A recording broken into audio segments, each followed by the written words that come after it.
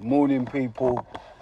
So what I want to talk about is the Dirty Dozen and Sidney Cooke, who killed Jason Swift. That, when they arrested them, that was just to please the public. What people's got to understand, Tom, Joe, Nicholas, a few other people from Scriven Court, Amherst Road, by Graham Road, off Graham Road. There was loads of them, and they had you had certain factions of the paedophile ring that was lower end of the paedophile ring, and then you had the higher end of the paedophile ring. They put Sidney Cooke down as the leader of the Dirty Dozen. Yes, Sidney Cooke controlled a small percentage of that group. Like, he was the main one, so they say. But because of what I know and how I was abused and groomed, it weren't the Dirty Dozen, it was more like the Dirty 30. There was a lot more of them. And when they arrested the Dirty Dozen, it was just to please the public. Please believe me, I'm one of the only living victims that went through this paedophile ring, that went through some of these people, that witnessed certain things and was a victim that knows. Many of them are not here to tell the tale, many of the victims. And when they nicked Sidney Cooke in 1985, there were still loads of them left. Loads more members of the paedophile ring that used to associate and be a part of the Dirty Dozen. I keep on saying the Dirty Dozen, but there was a lot more than that. So they killed Jason Swift. And when I was growing up, from about the age of 4, when I was groomed by the neighbour who lived on Pownell Road, when I used to go over his house or go to certain locations, I've been in the same surroundings as Sidney Cooke, or been around people in certain houses where he was there talking to some individuals and then left and whatever. But Sidney Cooke, the guy Tom, who I knew, who was a high member of the paedophile ring, who groomed me, who started grooming me, he worked for an individual who had these big townhouses set up across like near Graham Road, up by near Dalston, and that way they had big townhouses set up. So when Sidney Cooke and all them dirty paedophiles, when they got children, sometimes instead of them killing the kids, they'll sell them on to this certain individual who had these houses set up. And then members of the elite used to pay to come to this house.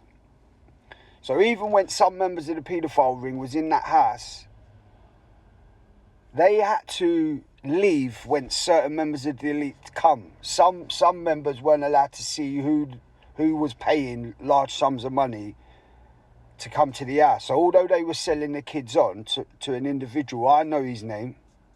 I don't want to disclose it right now.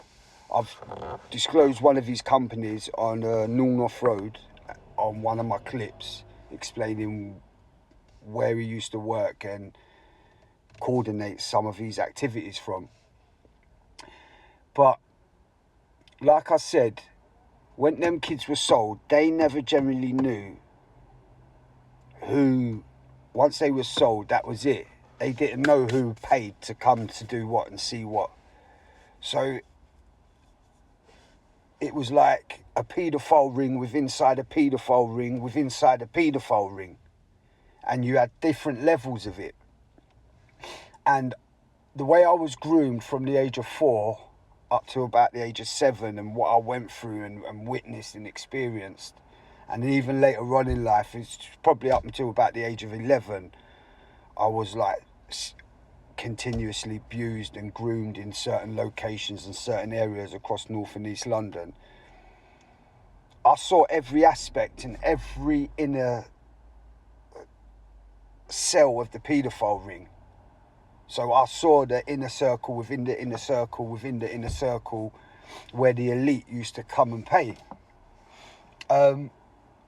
So I just wanted to explain that. There's a police officer, an ex-police officer, who goes around talking about he was investigating and worked for child protection and all that. And he's so bang on. I think his name's John. He is so bang on. He knows his shit. He's to the T, 100% right. And I was interviewed by a journalist called John Cooper. It's called The John Cooper Show. And the interview's called A Survivor of a Child's Grooming Gang. I also come forward after 30 years to the Metropolitan Police and was questioned as a kid. And then later on in life, I come forward and was questioned again.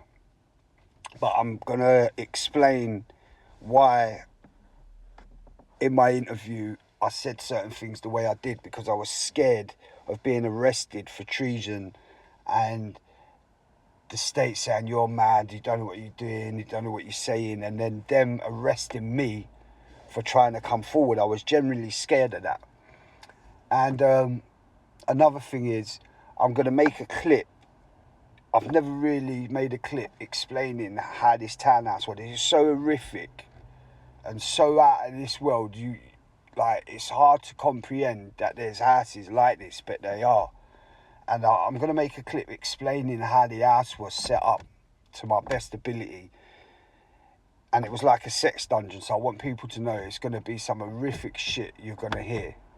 And some horrific, sick violence. But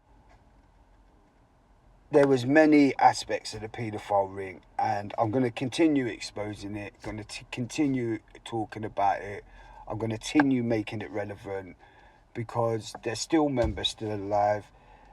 The one that used to buy the kids off all these paedophile rings for the elite is still operating. He still lives over in Islington, still has a nice life, still has his family, still eats good food, and the government do fuck all. If anything, he's renting a politician's house. He was sick.